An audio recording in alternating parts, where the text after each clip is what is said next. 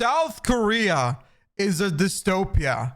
There is so much wild stuff going on there, and apparently they own everything. 3 people own everything. Now let's get into it.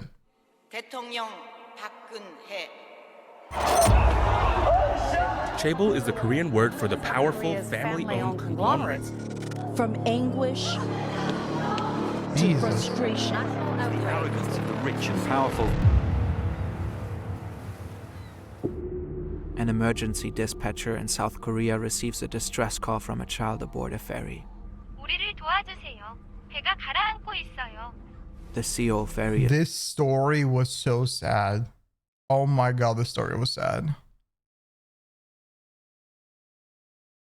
is making a routine journey to the vacation hotspot Jeju Island, carrying 476 passengers. Most are school children and their teachers on a class trip.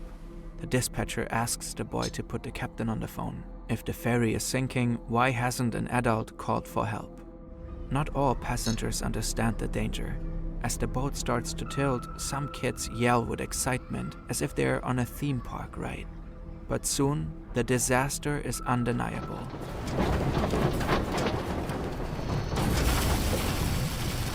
Oh, that's not good. Panic breaks out. Shortly after, the 6,800-ton vessel sinks. The boy who made the distress call and 300 other passengers, mostly other kids, drown. The tragedy traumatizes the nation. How could this happen? I will tell you, by the way, the people managing this boat, the captain was the first one to leave it while the kids were inside. The captain told the kids to stay in their dorm instead of going on top of the ship. And the Coast Guard would not assist. The police would not assist. The bunch of parents were trying to assist, trying to get people to help. And a bunch of parents nearly went on themselves to get private boats to go and help. Like, all of the assistance done was by parents. The whole thing was a fiasco. It was insane. Who is responsible? The captain was honestly told all of the kids to kill themselves there. Like, pretty much. Initially, the crew is blamed for incompetence and cowardice. When the boat was clearly sinking, the captain told the doomed passengers to stay put in their cabins. Yeah. See, and this was repeated. Like this there. Don't move. If you move, it's more dangerous than move. They told them to stay in the cabin. Don't move at all. And this was a repeated notion, constantly repeated to the kids. So they were always told to sit there. Firefox, come on. He and several crew members fled the scene and left the kids to drown. Yeah, that's the South captain. Korean president First says their leave. actions are akin to murder, and the captain is sentenced to life in prison. Good. The Korean Coast Guard is also blamed for their sluggish response and for severely fumbling the rescue mission.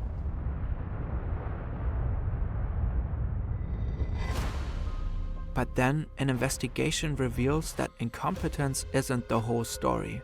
The ferry was more than twice as heavy as it was supposed to be. It had been illegally modified to hold more cargo. More cargo, of course, means more cash. The nation is outraged that someone so clearly prioritized profit over safety. Whoever owns the ferry needs to face the music. But who is it? In South Korea, corporate responsibility can be hard to pin down.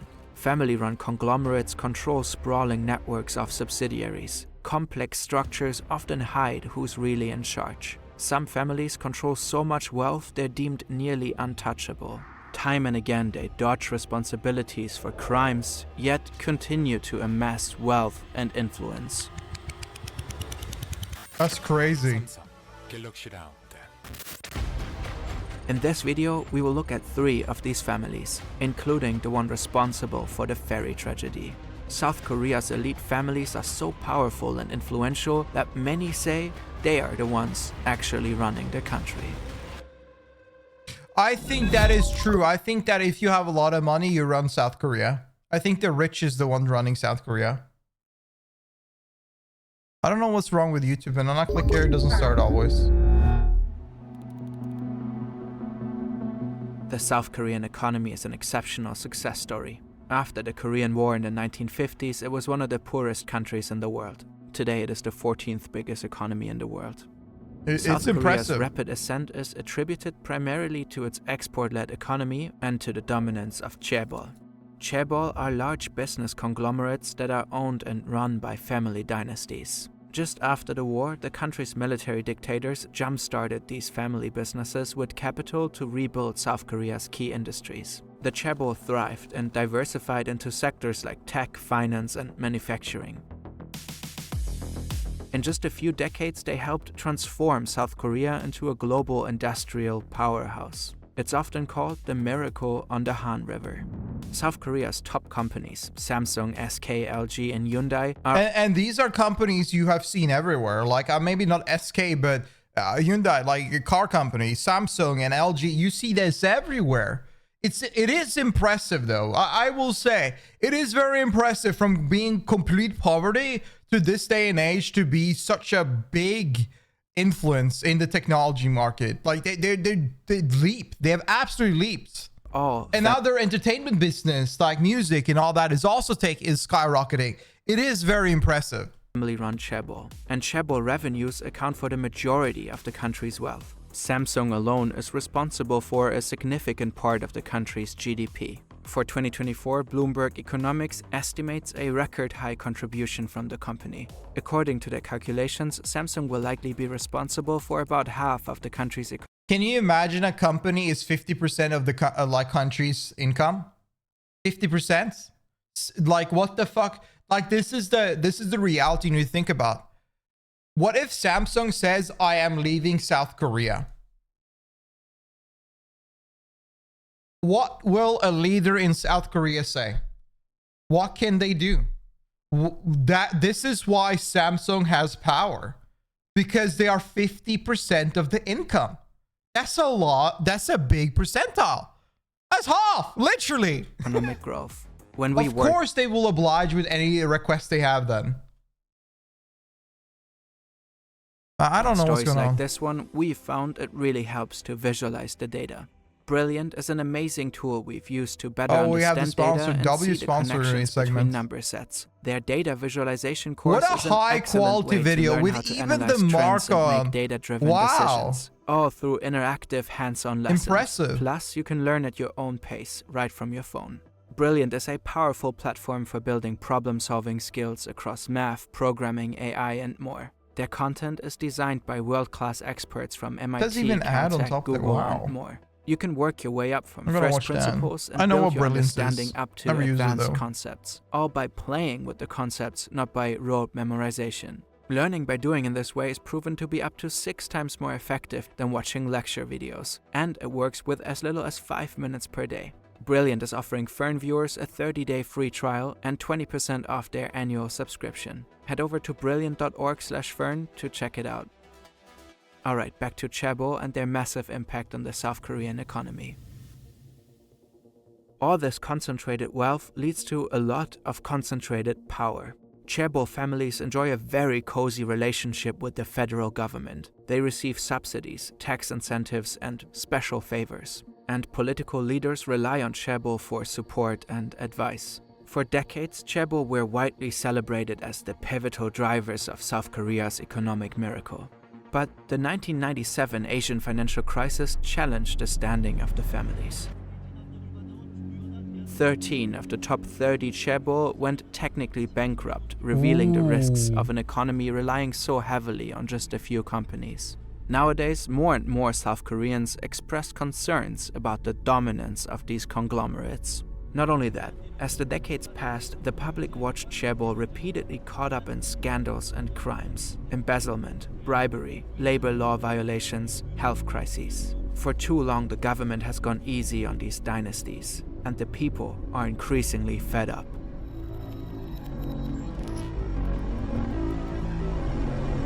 Nutgate. In December 2014, Korean Air Vice President and heiress Heather Cho had an infamous meltdown. It was over a couple of macadamia nuts. A flight attendant had the gall to serve her nuts in a bag instead of on a plate. Cho shouted abuse. She then... That is insane ego.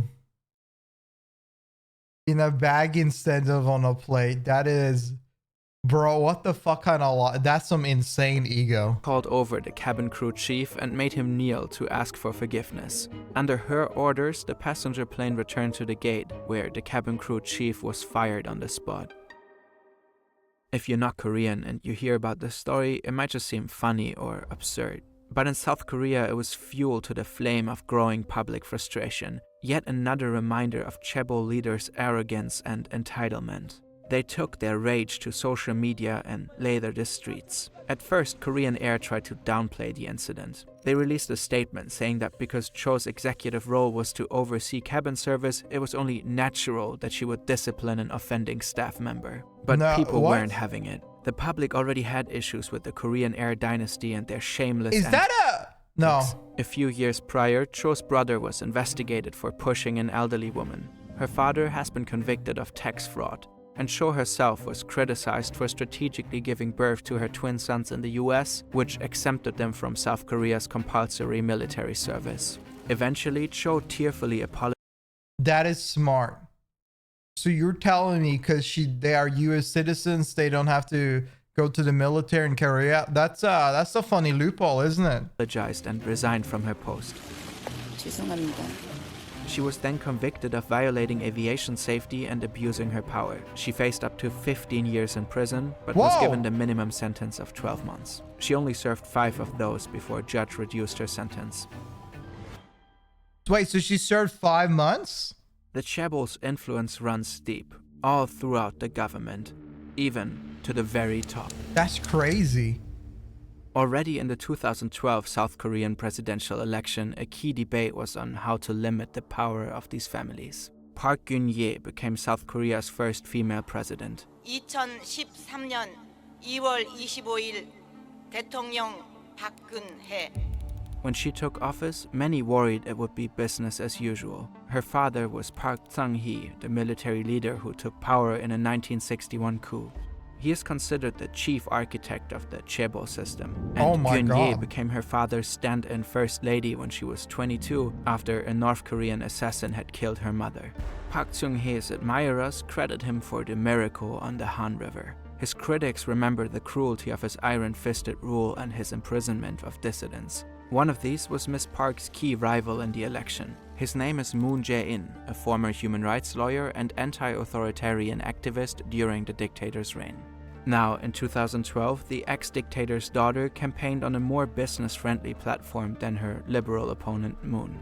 She was focusing on reform rather than punishment. Her stance was that chaebol might be unruly, but with the right reforms, they could play fair. But then Sewol happened. Yeah, this is big. This shows that the state did not, the people meant to protect you, the police, does not care about the Korean children. And that was a big blow to them. Like, I think these moments, I think there are more moments like this. People are still talking about this. Bigger than run-of-the-mill embezzlement or tax evasion. Faced with a furious and traumatized public, Park vows to bring the accountable people to justice. Yep. Millionaires with no face. After analyzing complex financial records, the Yu family is eventually found to own the ferry. The Yus are well known for their eccentric patriarch, a reclusive businessman / cult-like pastor / aspiring artist named Yu Byung-on. The president says he and his family are the root cause of this calamity and issues a warrant for their arrest. Yu Byung-on keeps a low profile and is rarely seen in public. He's known as the millionaire with no face. And now, he's nowhere to be found. They dipped. President Park... And it looks like kind of like they were put under the... But I don't know if they're in the blame or not, but it looked kind of like they were put in the spot, taking the blame from more, you know, like being the whole sole contender. And I think they just dipped out. They just left. The largest manhunt in South Korean history to find Yu. She mobilizes the military and nearly 10,000 police officers to raid the headquarters of the Evangelical Baptist Church of Korea, a religious sect that Yu co-founded in 1962. Yu is a charismatic and inspiring speaker. He was able to attract a substantial following and elicit substantial favors. By the 1970s, Yu's growing church became a money-making enterprise. He persuaded members to donate to or invest in companies linked with the church. Those companies sold a wide range of products, from organic milk to auto parts to anima kits. These companies made Yu and his church very rich. At that time, South Korea was still poor. The religion that you don't like, the pastors that are those big pastors, they make up millions. They make so much money out of these religions. It's crazy. And money for investment was scarce. The government granted capital to only a select number of families. But Yu's approach of raising funds through evangelizing allowed him to rapidly grow his businesses even without governmental support. By the 1980s, his business network was considered a mini chaebol. But then, controversy hits. Oh? In 1987, 32 alleged members of Yu's church were found bound, gagged, and dead in the attic of a factory near Sewol. The authorities ruled the deaths as a murder-suicide pact linked to debts they couldn't pay. After the victims' financial records were probed, money was found going to Yu. He was investigated for suspicion that he was behind the alleged suicides, but the charges were dismissed due to lack of evidence. Nevertheless, courts did find evidence that he was using church members' money and properties to enrich his businesses. In 1992, Yu was jailed for fraud. Once released from jail, Yu attempts to restore his image. He gets really into nature photography and starts exhibiting his work under the pseudonym Ahe. He pays top museums worldwide like the Louvre to display his pictures and tries to build a reputation as an art star who is rarely seen in public. All, it appears, as an effort to distract from the negative press. He also continues to be invested in various businesses. One of his more profitable ventures is... I bet there's going to be a lot of these topics shown here that I'm going to have comments saying what rotten mango covered is. I bet there will be. I bet she's covered everything going on in South Korea. I'll be real. Every time there's like a small topic I talk about, I get at least like 10 comments like, yo, the rotten mango covered it. You should check it out. She is remarkable. She has made videos that covered every tragedy, every scenario in Korea. It is very impressive how you can find any situation that has happened in Korea, and you can go to her YouTube channel and you can find it well documented. It's very impressive. It's so cool. Shipping company. At least $3.8 million went directly to the Yu family. It's the same company that owns and runs the Sewol ferry. Oh, y'all remember the boat? Ooh, this is a part I didn't know. I mean, I knew he owned this because I remember his face and the talk about it, but his dad as well was something, I think. Was it someone else? Maybe there was someone else as well. 2 months after the ferry sank, Korean police raid Yu's compound. Hundreds of sect members are protesting the raid and attempt to build a blockade.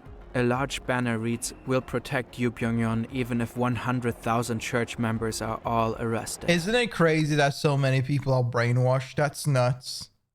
Oh my god, and they think you're crazy, by the way. Helicopters swirl overhead. Some cult members threaten to fight the police. Oh my Others vow god. to die as martyrs. Oh my but after lord. combing the massive compound, the cops leave empty-handed. They don't know it yet, but Yu is hiding in a secret closet 300 kilometers away in his holiday home. Get out of the closet, man. A few days after the raid, and 18 days after Yu was last spotted, a farmer finds a dead body face up in an orchard. It's in an advanced state of decomposition, almost skeletal. It's at first impossible to tell who it is. The corpse is wearing expensive Italian clothes and is surrounded by bottles of rice wine, a bottle of shark liver oil, and a book written by Yu. After a 3-day autopsy and over a month of investigation, authorities confirmed that it is indeed Yu. A cause of death is never determined. More and more damning evidence keeps coming out about the government and the ferry. Auditors discovered that Coast Guard officials apparently turned a blind eye to the ferry's glaring safety problems after getting courted by Yu's shipping company over drinks at lavish dinners. Some admitted to letting the ferry pass through inspection points, only guessing from a distance whether the ferry was overloaded. A major factor in its excessive weight turned out to be a marble art gallery on These board. work as fast as I Yu do. personally insisted on adding it to display his artwork on the ferry. One man's greed had sunk the Sewol ferry. And as more and more South Koreans were starting to believe the government's negligence had let it happen. Some Korean families like Yu's are wealthy enough to convince government employees to turn a blind eye to their misdeeds like fudging ferry inspections. But the really powerful ones can command much more than that. And one family holds truly unmatched power, casting a shadow over all others. Yeah, Samsung. The crown prince of Samsung. I don't even know who owns Samsung, but yeah. That family must be filthy goddamn rich. They probably can do whatever they want. In the months after the Sewol tragedy, candlelight vigils turned into weekly protests, calling for truth and accountability for the government's involvement. And you see that mark, by the way. Frustration grows. Wait. People start demanding. I don't know what's going on. I'm sorry. Like this, I don't know why my video, like my browser is like so shit. Like I don't know why it's lagging so hard. It's really weird. This mark right here. It's remembrance of lost children during these tragedies. This is the ribbon is a reminder. We even have the emote on Twitch. I think the emote is spread around everywhere to be a reminder of this. Accountability for the government's involvement in the disaster. Frustration Reminder grows, ribbon. Yeah, that's what it's called even as an emote. For Park to be impeached.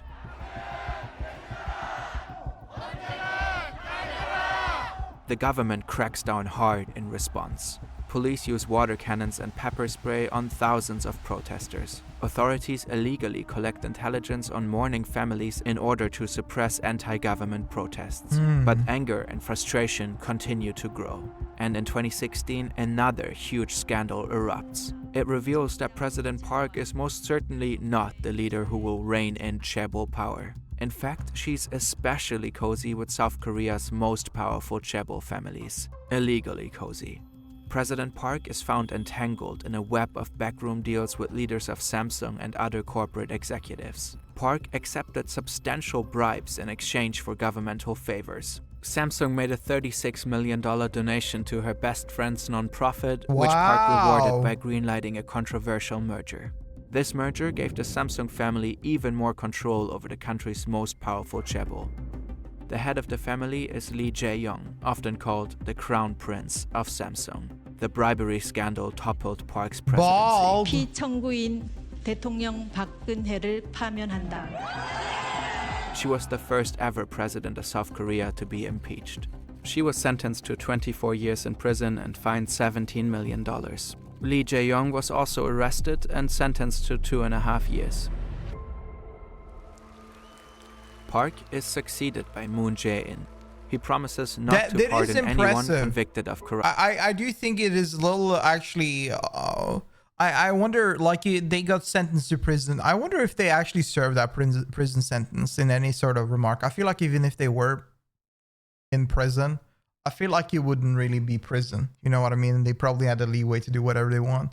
Like we're talking about a company that is 50% of the profit of the country. And like Korea is really about the money. Money talks. Money is the play. You can hide anything with if you had money. But you see that the population itself do suppress it because at some point it hits the wall and it does damage a lot of people. So what are you going to do then? But I assume most of these punishment they get very little and then they get removed. Corruption. But the influence of Samsung and Lee Jae-young proved difficult to curb. Moon ends up pardoning him after just 1 year. The new president admits that those who condemn Lee's crimes are in the right, but that the nation needs him. The economy relies too heavily on Samsung to have its leader in jail. With so much power, Lee Jae-young is effectively above the law. There you have it. And in some ways, this pardon was just business as usual. Lee's father had also been convicted of bribery and fraud in the 90s, but hadn't served a day of his sentence. A 2022 poll recorded 70% of the public approving the decision. Experts say it's because people fear an economic downturn. They believe if Samsung does well, South Korea does well. Lee continues to occupy a top position at Samsung, now as CEO of Samsung Electronics. Bro, look at his eyes. Look into his eyes, man.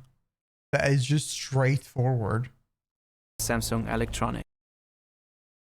Man. He's also the country's richest person.